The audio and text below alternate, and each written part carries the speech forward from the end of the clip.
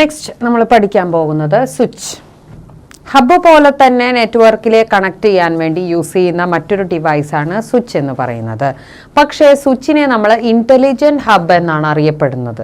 എന്തുകൊണ്ടാണ് അങ്ങനെ intelligent hub എന്ന് പറയുന്നത്? കാരണം നമ്മൾ നേരത്തെ ഹബ്ബിൽ പറഞ്ഞതുപോലെ ഇതിൻ്റെ പോർട്ട്, അതായത് ബാക്കിൽ നമുക്ക് കാണുന്ന ആ ഒരു സോക്കറ്റാണ് ഈ പോർട്ട് എന്ന് പറയുന്നത്.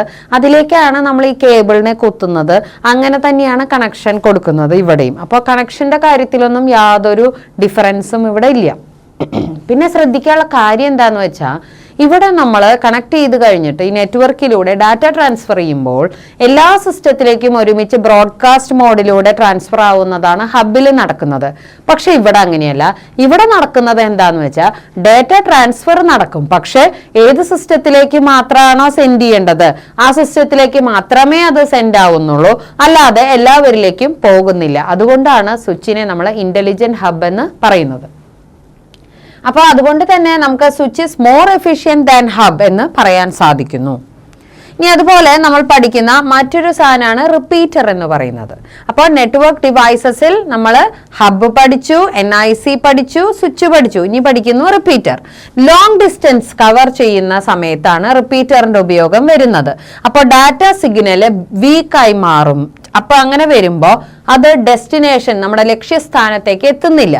അപ്പോൾ strengthen the signal before it gets to weak, വല്ലാതെ വീക്ക് ആവുന്നതിന് മുൻപ് ആ സിഗ്നലിനെ ഒന്ന് സ്ട്രെങ്തൻ ചെയ്യിപ്പിക്കുന്നു. Regenerates the received signal and retransmits to destination. എന്നിട്ട് അതിനെ വീണ്ടും എന്ത് ചെയ്യുന്നു? അതിനെ എവിടേക്കാണോ കടത്തിവിടുന്നത് അവിടേക്ക് അതിനെ കടത്തിവിടുന്നു. അങ്ങനെ അത് ലക്ഷ്യസ്ഥാനത്തേക്ക് എത്തിക്കുന്നു. അപ്പോൾ വീക്ക് ആകുന്ന സിഗ്നലിനെ സ്ട്രോങ് ആക്കി റീജനറേറ്റ് ചെയ്ത് ഡെസ്റ്റിനേഷനിലേക്ക് എത്തിച്ചു കൊടുക്കുക എന്ന ജോലിയാണ് നമ്മുടെ ആര് ചെയ്യുന്നത്?